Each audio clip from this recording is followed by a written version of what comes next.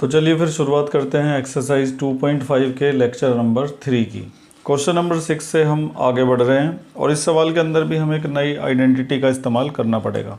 तो पहले पढ़ लेते हैं कि पूछा क्या क्या है। Right the following cubes in expanded form.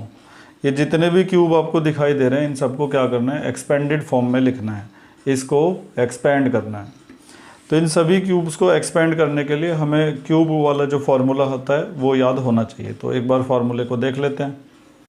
तो जिस तरह से आपने a प्लस बी के होल स्क्वायर का फार्मूला याद कर रखा है, क्या होता है a स्क्वायर प्लस 2ab और प्लस बी स्क्वायर।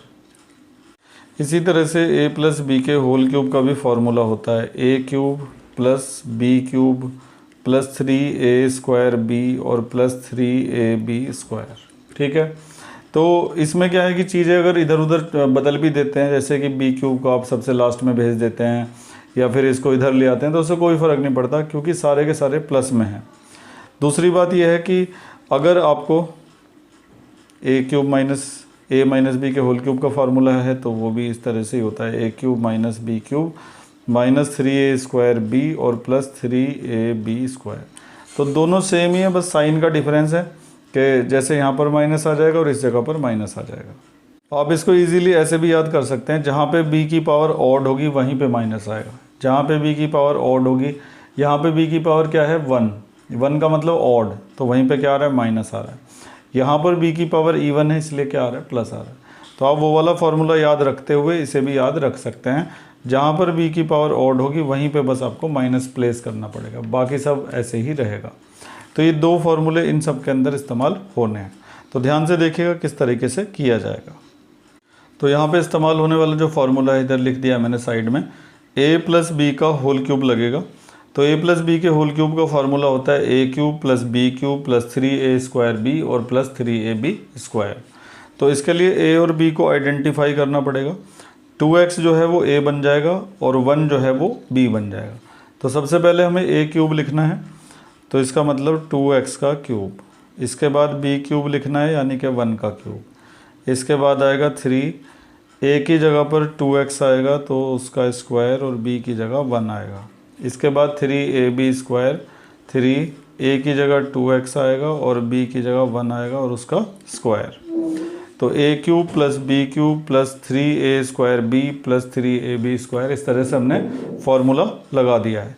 अब खाली बस इसको सिंप्लीफाई करना बाकी रह गया है। तो 2 का क्यूब क्या होगा 8 और x का क्यूब हो जाएगा x क्यूब। 1 का क्यूब 1 ही होता है।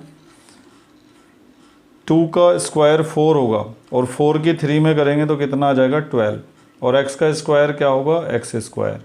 1 की कहीं भी किसी में भी मल्टीप्लाई करो 1 1 ही रहता है। इसके बाद 3 2 जा 6 x, 1 का स्क्वायर 1 हो जाएगा और 1 की इनमें मल्टीप्लाई करने से कोई फ़र्क नहीं पड़ेगा और हमारा सवाल ये कंप्लीट हो चुका है। तो बड़े आसान है, सब कुछ डिपेंड करता है फार्मूले पर। अगर आपको फार्मूला याद है तो आप आसानी से इसको कर सकते हैं। तो अभी हमने फर्स्ट पार्ट किया है, एक और पार्ट करेंगे इसका फोर्थ वाला। तो यहाँ पे तो हमने क्वेश्चन लिख दिया और इसके साइड में इसमें यूज़ होने वाला फार्मूला लिख दिया है, a माइनस बी का होल क्यूब। तो a माइनस बी के होल क्यूब का ये फार्मूला होता है। तो हम a किसको मान लेंगे x को और b किसको मानेंगे हम 2/3y को। तो जहाँ जहाँ पर a है वहाँ पे x आएगा और जहाँ जहाँ पर b है वहाँ पर आएगा 2/3y। तो करना शुरू करते हैं। सबसे पहले a क्यूब आएगा यानी कि x का क्यूब माइनस b क्यूब आएगा तो b की जगह लिखेंगे 2/3y और उसका क्यूब। बहुत से बच्चे ये सोचते हैं कि जब b की जगह हम 2/3y लिखेंगे तो साथ में हमें माइनस भी यहाँ पे लगाना चाहिए। देखिए इसका जो माइनस है वो ऑलरेडी फार्मूले में गिवन है, तो आपको अलग से माइनस लगाने की कोई ज़रूरत नहीं है। तो a cube minus B cube हो गया माइनस 3a स्क्वायर आएगा तो a की जगह x लिखेंगे उसका हो जाएगा स्क्वायर। फिर b आएगा, b की जगह हम लिखेंगे 2/3y और सबसे बाद में आएगा 3ab स्क्वायर। तो a की जगह क्या लिखेंगे हम x और b की जगह क्या लिखेंगे 2/3y और उसका स्क्वायर। सारी वैल्यूज़ पुट करने के बाद, मतलब a और b की वैल्यूज़ फार्मूले में पुट करने के बाद अब इसको सिंप्लीफाई करेंगे। तो x क्यूब तो ऐसे ही रहेगा, 2 का क्यूब क्या होता है 8 और 3 का क्यूब क्या होता है 27 और y का क्यूब y क्यूब ही रहेगा। यहाँ पर 3 से 3 कैंसिल हो सकता है, बचेगा कितना 2 और साथ में वेरिएबल्स बचेंगे x स्क्वायर और y। यहाँ पे 3 से 3 काट देते हैं कुछ बच्चे, लेकिन आपको ऐसा नहीं करना चाहिए क्योंकि ये 3 नहीं है, 3 का स्क्वायर है। देखो 3 की पावर भी लगी हुई है, तो पहले आपको ये सॉल्व करना पड़ेगा, उसके बाद ही आप यहाँ पे कुछ कैंसिल कर सकते हैं। 2 का स्क्वायर 4 होगा, 3 का स्क्वायर 9 होगा और y का स्क्वायर क्या होगा y स्क्वायर। और अब आप इस 3 से इस 9 को कैंसिल कर सकते हैं, लेकिन पहले आप इस 3 से 3 को कैंसिल नहीं कर सकते थे क्योंकि पहले 3 का स्क्वायर करोगे तो 9 आएगा। ठीक है, अब 3 से 3 को हम काट सकते हैं, तो 3 3 जा 9 हो गया। ठीक है, अब सवाल की आखिरी लाइन लिखते हैं। तो x cube minus 8/27 y cube minus 2x square y और प्लस 4/3 x y स्क्वायर यहाँ पे बच जाएगा। तो इस तरह से ये सवाल हो गया कंप्लीट। तो इन सवालों में बस एक ही बात है कि आप आराम से इनको कर सकते हैं अगर आपको फार्मूले याद हैं तो। और ये फार्मूले केवल 9th के लिए नहीं, आगे जितनी भी क्लासेस में आप पढ़ेंगे उतनी क्लासेस में ये सब मैथ्स के अंदर इस्तेमाल होंगे। तो मेरे ख्याल से आपको ये ज़रूर याद कर लेना चाहिए। फ़िलहाल 2 सवाल कंप्लीट हो चुके हैं, तो आगे बढ़ते हैं। इसके बाद है क्वेश्चन नंबर 7। लिखा हुआ है कि evaluate the following using suitable identities. मतलब ये जो सवाल आप नीचे लिखे हुए देख रहे हैं, इनको सुटेबल आइडेंटिटीज़ का इस्तेमाल करके सॉल्व करना है। मतलब आप ऐसा नहीं कर सकते कि मान लो कि आपको 99 का क्यूब सॉल्व करना है, तो आप ये नहीं लिख सकते 99 इंटू 99 इंटू 99 और मल्टीप्लाई करके आप नहीं कर सकते। आपको ये सवाल करना है आइडेंटिटी का इस्तेमाल करके।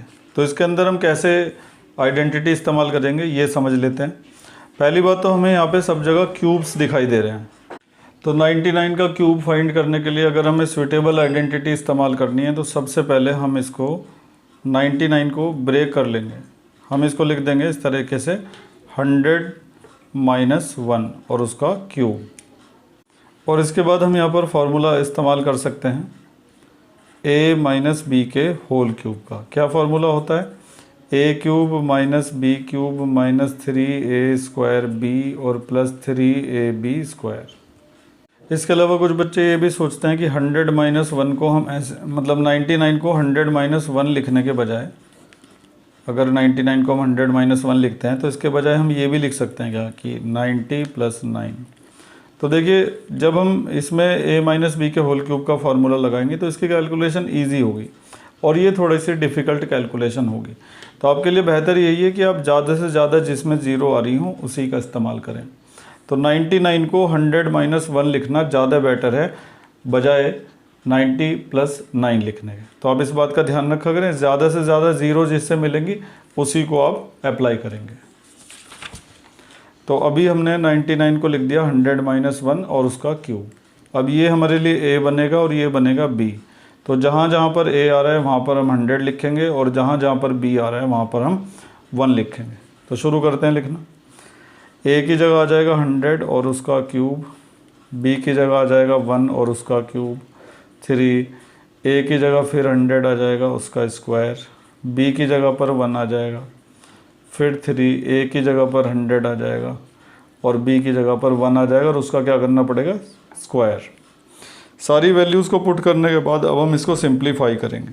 सबसे पहले 100 का क्यूब समझ लो कैसे निकालोगे। बहुत से बच्चे इसमें गड़बड़ी कर देते हैं। 100 का अगर आप क्यूब निकालना चाहते हैं तो आपको कुछ खास नहीं करना, 1 लिखो और ये जो 2 ज़ीरो है ना, जो पेयर है, इसको 3 बार लिखो, 1 बार, 2 बार और 3 बार। इसी तरह से अगर आपको 100 का पावर 4 लिखा हुआ है कहीं पर, तो आप क्या करेंगे, इन 2 ज़ीरो को 4 बार लिखेंगे, 1 बार, 2 बार, 3 बार और 4 बार। इसी तरह से मान लो कई बार तुम्हारे पास ना 1000 का क्यूब आएगा, तो तुम क्या करोगे, 1 लिखोगे और ये जो 3 ज़ीरो है ना, इनको 3 बार लिखोगे, 1 बार, 2 बार और 3 बार। तो आप इन चीज़ों का, छोटी छोटी चीज़ों का ध्यान रखा करें। तो फिलहाल 100 का क्यूब है तो हम क्या करेंगे, ये जो 2 ज़ीरो है इनको 3 बार लिखेंगे, 1 बार, 2 बार और 3 बार। इसी तरह से 1 का जो क्यूब है उसको 1 लिखा जाएगा, 3 ऐसे ही रहेगा, 100 का स्क्वायर करेंगे तो ये जो 2 जीरो है ना, इनको 2 बार लिखा जाएगा, 1 बार और 2 बार। इंटू 1 है तो उसको लिखने की ज़रूरत नहीं है, क्योंकि 1 का मल्टीप्लाई में कोई रोल नहीं होता। 3 की मल्टीप्लाई 100 में कर देंगे तो क्या आ जाएगा, 300। 1 का स्क्वायर 1 होगा और उस 1 की इसमें मल्टीप्लाई करने से कोई फ़र्क नहीं पड़ेगा। इसके बाद 1, इन सारी ज़ीरो को लिखो, 1 2 3 4 5 6, -1 माइनस 3 की 1 में कर दोगे तो 3 आ जाएगा, 1 2 3 4, 1 2 3 4 और प्लस क्या आएगा, 300।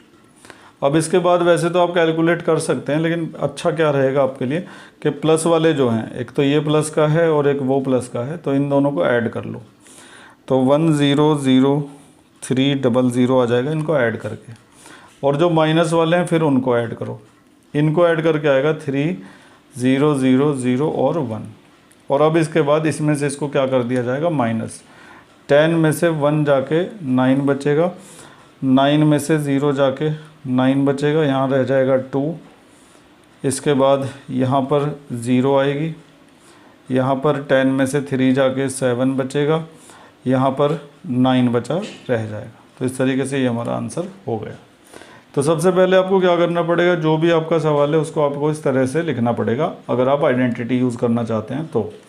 अब यहाँ पे साफ दिख रहा है कि a माइनस बी के होल क्यूब का फार्मूला लगेगा, तो a cube minus B cube minus 3a square B plus 3ab square, और बस उसके बाद आसानी से हम इसको सिंप्लीफाई कर लेंगे।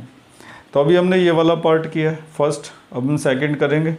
और थर्ड को आप किस तरीके से करेंगे, थर्ड में जैसे 998 है तो उसको तुम क्या लिख दोगे, उसको तुम लिख दोगे 1000 माइनस 2। और जैसे ये 102 वाला है, इसको क्या लिखोगे तुम, इसको तुम लिखोगे 100 प्लस 2। ठीक है, तो अभी मैं आपको, ये तो इजी पड़ेगा क्योंकि इसके अंदर 2 ही जीरो वाला है, ये वाला आपको अगले पेज पर करवा देता हूँ, इसको आप खुद ही कर लीजिएगा। तो इसके बाद थर्ड पार्ट है, इसको हमने यहाँ पे लिख दिया है। अब हम ये जो 998 है इसको हम क्या लिख सकते हैं, 1000 माइनस 2 और उसका क्यूब। अब इसमें लग जाएगा a माइनस बी के होल क्यूब का फार्मूला। तो इस बार मैं फार्मूला नहीं लिखता हूँ, डायरेक्ट करता हूँ। सबसे पहले आएगा a क्यूब, उसके बाद आएगा b cube, a cube minus b cube minus 3a square b और प्लस 3a और b स्क्वायर। ठीक है, तो a cube minus B cube minus 3a square b plus 3ab square इस तरीके से आ जाएगा। अब जब हम इसका क्यूब करेंगे तो मैंने तुम्हें समझाया था जितनी भी जीरो हैं उन्हें 3 बार लिखना अगर क्यूब लगा है, और अगर स्क्वायर लिखा है तो जितने भी जीरो हैं उन्हें 2 बार लिखना। तो अभी ये जो 3 जीरो आप देख रहे हैं ना, ये 3 बार लिखी जाएंगी, 1 2 और 3। 2 का क्यूब आप जानते होंगे 8 होता है, 3 ऐसे ही रहेगा। 1000 का स्क्वायर करेंगे तो 1 2 बार लिखना पड़ेगा 3 जीरो को, 3 जीरो को 2 बार लिखना पड़ेगा, इंटू 2, 3 इंटू 1000 ऐसे ही रहेगा। 2 का स्क्वायर क्या होता है 4। इसके बाद 1, ये सारी ज़ीरोज़ लिखते हैं, 1 2 3 4 5 6 7 8 9, माइनस 8 माइनस 3 2 जा 6 और 6 की 1 में करेंगे 6 आ जाएगा, बाकी ज़ीरो लगेंगे, 3 और 3 6 प्लस 3 4 जा कितना हो जाएगा 12 और साथ में आएंगे 3 ज़ीरो। इसके बाद माइनस वालों को अलग कर लो और प्लस वालों को अलग कर लो। तो एक तो ये प्लस वाला है और एक वो आखिर में वो प्लस वाला है, तो इनको ऐड करते हैं। तो ये आएगा 1 1 2 3 4 5 जीरो ले लेते हैं लास्ट की, सॉरी बीच की, 3 और 2 5, और ये जो लास्ट की 4 जीरो बची हैं इस वाली की जगह तो आ जाएगा, 1 मिनट, 1 2 3 4 5, तो 1 2 3 4 5 जीरो ले छोड़नी थी हमें, बाकी 4 लिखनी थी, 1 2 3 4, ये वाली की जगह आएगा 1। ठीक है, फिर आएगा 2 और फिर आएगा 000 जब आप इन दोनों को ऐड करेंगे। और जब हम इन दोनों को ऐड करेंगे माइनस वालों को तो आएगा 600008। इसके बाद अब इनको सब्ट्रैक्ट किया जाएगा। 10 में से 8 गया तो कितना बचा 2, यहाँ पे रह जाएगा 9, यहाँ पे भी कितना आएगा 9। ऐसे मार्किंग करते रहा करो जिससे पता रहे कि कोई छूट तो नहीं गया। यहाँ 1 रह जाएगा, इसके बाद 1 फिर आएगा, इसके बाद 0 आएगी, इसके बाद 10 में से 6 जाके 4 आएगा, इसके बाद यहाँ तक पहुँच गए हैं, 9 बचेगा, फिर यहाँ पर 9 बचेगा। तो कुल मिला के ये आंसर आएगा। तो बड़ी सावधानी से प्लस और माइनस इन सवालों में हमें करने पड़ेंगे। तो इस तरह से हमारा जो क्वेश्चन 7 है वो कंप्लीट हो चुका है। हमने इसके फर्स्ट और थर्ड पार्ट किए हैं, सेकंड पार्ट आपके लिए छोड़ दिया है, तो इसको आप खुद ही करके देख लीजिएगा। उम्मीद है कि आप समझ गए होंगे अच्छी तरह से। आगे बढ़ते हैं, क्वेश्चन नंबर 8 करते हैं। क्वेश्चन नंबर 8 लिखा है कि फैक्टराइज द फॉलोइंग। इसको हमें क्या करना है, फैक्टराइज करना है। तो यहाँ पे फिर वही बात आ रही है कि हमें ये आइडेंटिफाई करना पड़ेगा कि ये किस आइडेंटिटी से मैच कर रहा है। तो ये a+b का होल क्यूब की जो आइडेंटिटी होती है ना, उससे पूरी तरह से मैच कर रहा है। a+b का होल क्यूब क्या होता है, a³ + b³ + 3a² और प्लस 3ab²। देखो कैसे मैच करता है, 1 2 3 4, 1 2 3 4, इधर भी 4 टर्म है, उधर भी 4 टर्म है। यहाँ पे पहली 2 टर्म में क्यूब लगा है, वहाँ पे भी क्यूब लगा हुआ है, और बाद की 2 टर्म भी करीब करीब वैसी है। बस हमें क्या करना पड़ेगा कि इस पूरे को फॉर्मूले की फॉर्म में कन्वर्ट करना पड़ेगा पूरी तरह से, मतलब इसको पूरा उससे मैच करवाना पड़ेगा। तो ऐसा हम पहले भी सीख चुके हैं बड़े बड़े सवालों में, इसमें भी हम वही काम करने वाले हैं। 8a³ को हम लिख देंगे 2a का क्यूब, b³ ऐसे ही रहेगा। ये जो 2 बचे हैं ना, इनको यहाँ से नहीं देखेंगे, फॉर्मूले में से देखेंगे। फॉर्मूले में क्या लिखा है, 3a²b, तो 3 लिख देंगे, a² यानी कि 2a का स्क्वायर, और b यानी कि b तो b ही है हमारा, लेकिन a जो है वो a नहीं है, वो क्या है, 2a है। इसके बाद 3ab² आएगा, 3 a की जगह क्या आएगा 2a, और b की जगह क्या आएगा b। इसके बाद b का स्क्वायर भी करना है। अभी क्या है ना, इनकी मल्टीप्लाई करके हमें चेक करना पड़ेगा ऊपर वाला आ रहा है कि नहीं आ रहा है। 3 2 जा 6, a और b² आ रहा है। इनकी मल्टीप्लाई करके भी देखो, 2 का स्क्वायर 4, 4 3 जा 12, a² और b सब मैच कर रहा है, और ये पूरा फॉर्मूले से भी मैच कर चुका है। a³ + b³ + 3a²b + 3ab²। तो एक इसका फार्मूला होता है, ये होता है a + b के होल क्यूब का फार्मूला, a + b का होल क्यूब। आगे जाके आप इसको 3 बार लिख सकते हैं, या फिर आप इसे वहीं पर भी छोड़ सकते हैं, इसमें कुछ भी गलत नहीं है। तो इस तरह से हमने इसको क्या करा ना, फैक्टराइज कर दिया। वैसे ऐसे लिखना ज़्यादा बेटर रहता है, क्योंकि हमने एक्सरसाइज 2.4 में भी जब फैक्टराइजेशन किया था तो हमने इसी तरीके से एंड में फैक्टर लिखे थे। तो सबसे पहले आप सवाल को देखकर आइडेंटिफाई करेंगे कि उसके अंदर कौन सा फार्मूला अप्लाई हो सकता है, फिर आप उसको फार्मूले से पूरा मैच करवाएंगे। मैच करवाने के बाद फार्मूला क्लोज कर देंगे, और उसके बाद उसको इस तरह से 3 बार लिख देंगे। उम्मीद है कि आप इसको अच्छी तरह से समझ गए होंगे। आगे बढ़ते हैं, चलिए घर। इसके बाद फर्स्ट के बाद मैंने सीधा 5th पार्ट ले लिया है, क्योंकि बीच के सारे पार्ट बिल्कुल एक जैसे ही हैं, उनको भी इसी तरीके से करना होगा। वो आप खुद करेंगे, जितनी ज़्यादा आप खुद से प्रैक्टिस करेंगे उतना ज़्यादा आपके लिए अच्छा रहेगा। तो फिलहाल ये वाला पार्ट है, तो इसको हम इसी तरह के फार्मूले से मैच करेगा, लेकिन इसके अंदर माइनस आ रहा है ना, तो ये a - b के होल क्यूब से मैच करेगा। a - b का होल क्यूब क्या होता है, a³ - b³ - 3a²b और प्लस 3ab²। तो सबसे पहले तो हमें इस क्वेश्चन को इस फॉर्मूले की फॉर्म में पूरी तरह से कन्वर्ट करना पड़ेगा। कैसे करेंगे, ध्यान से देखिएगा ज़रा। 27 किसका क्यूब होता है, 3 का, और साथ में p है तो ये बन जाएगा 3p का क्यूब। 216 किसका क्यूब होता है, 6 का, तो इसको लिख देंगे 1/6 का क्यूब। बहुत से बच्चे सोचेंगे कि हमें कैसे पता चलेगा कि ये किसका क्यूब है, तो उनको क्लास 8 का वो चीज़ रिवाइज़ करनी चाहिए जिसमें पता लगता है कि कौन किसका क्यूब है। तो मैं थोड़ा सा आपको सिखा देता हूँ। तो जैसे कि हम पता लगाना चाहते हैं कि 216 किसका क्यूब है, तो सबसे पहले हम इसके फैक्टर करेंगे। 2 से डिवाइड हो जाएगा, 2 1 जा 2 और 2 8 जा 16। बहुत से बच्चे ना यहाँ पे 0 लगाना भूल जाते हैं। 2 1 जा 2, 16 में चलाने के लिए 0 लगानी पड़ेगी, और 2 8 जा 16, 2 5 जा 10, 2 4 जा 8, 2 2 जा 4, 2 7 जा 14। अब 3 से होगा, 3 9 जा 3 3 जा और 3 1 जा, ठीक है। इसके बाद हम इसको इसके सामने लिख देंगे 2 into 2 into 2, 3 into 3 into 3। Cube बनाने के लिए हमें 3 3 के ग्रुप लेने पड़ते हैं, एक तो ये हो गया, एक ये हो गया, इसमें से एक लिया जाएगा, उसमें से भी एक लिया जाएगा, तो कितना आ जाएगा 6। तो पता चल जाएगा कि 216 जो है वो किसका क्यूब है, 6 का। ऐसे ही मान लो कि तुम्हारे सामने एक दिन आ गया 343 और तुम पता लगाना चाहते हो किसका क्यूब है ये, तो 343 को लिखो और ये देखो किससे डिवाइड हो सकता है, तो तुम्हें पता चलेगा कि ये 7 से ही डिवाइड हो सकता है। 7 4 जा 28, 6 बचा, 7 9 जा 63, 7 7 जा 49, 7 1 जा 7। अब इन तीनों को उसके सामने लिखो और 3 का जब ग्रुप बन जाता है ना तो उसमें से एक ही लिया जाता है और पता लग जाता है कि ये किसका क्यूब है। तो ये किसका क्यूब है, 7 का। तो इस तरह से आप पता लगा सकते हैं।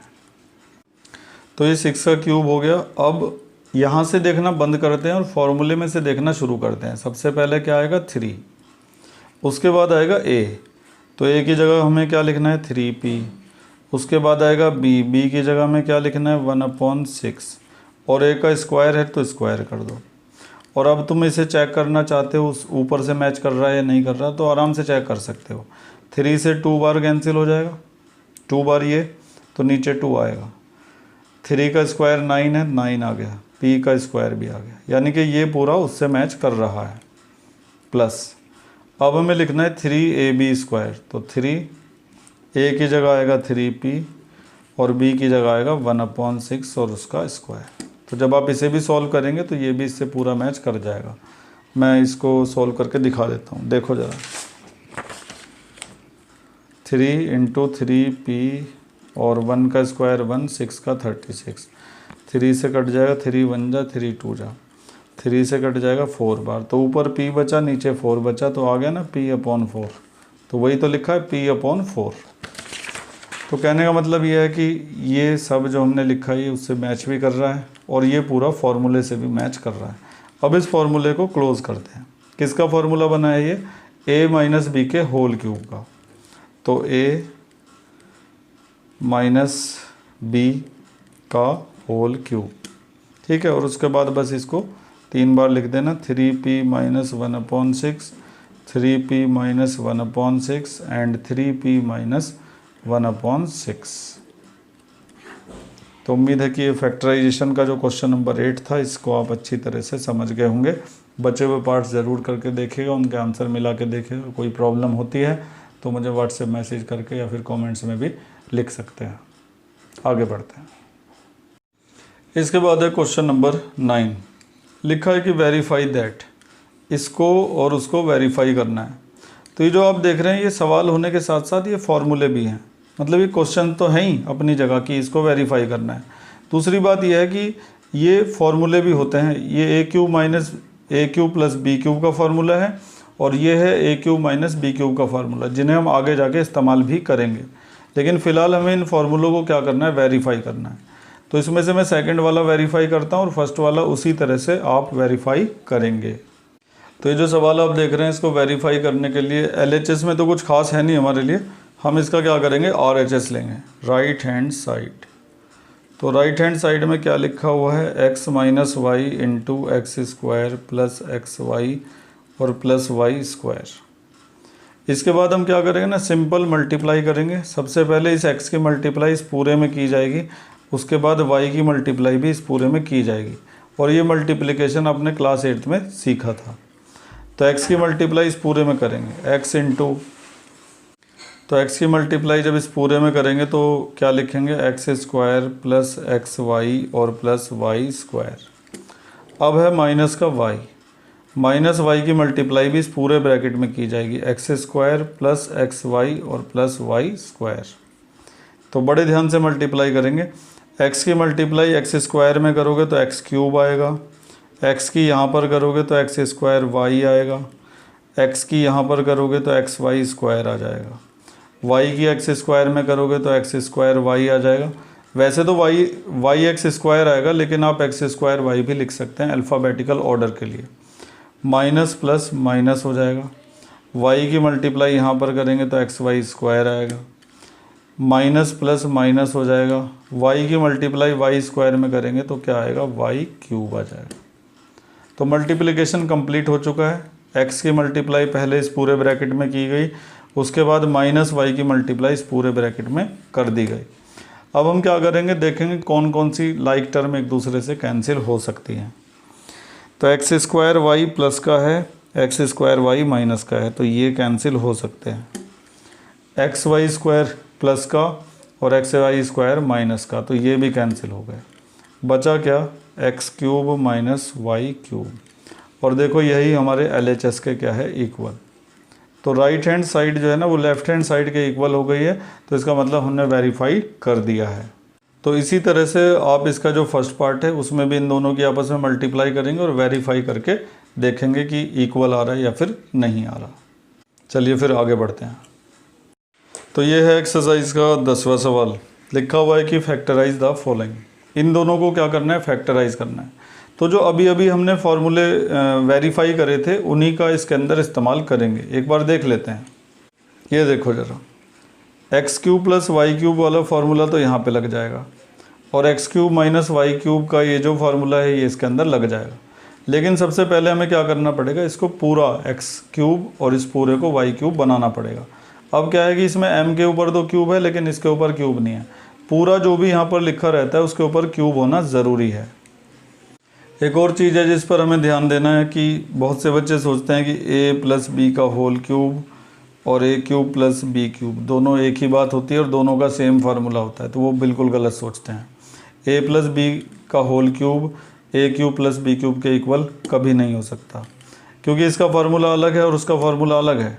तो ध्यान से देखिए ज़रा, a प्लस बी के होल क्यूब का फार्मूला ये होता है a cube plus B cube plus 3a square B plus 3ab square, और a cube plus B cube का फार्मूला ये होता है a plus B A square minus A B plus B square.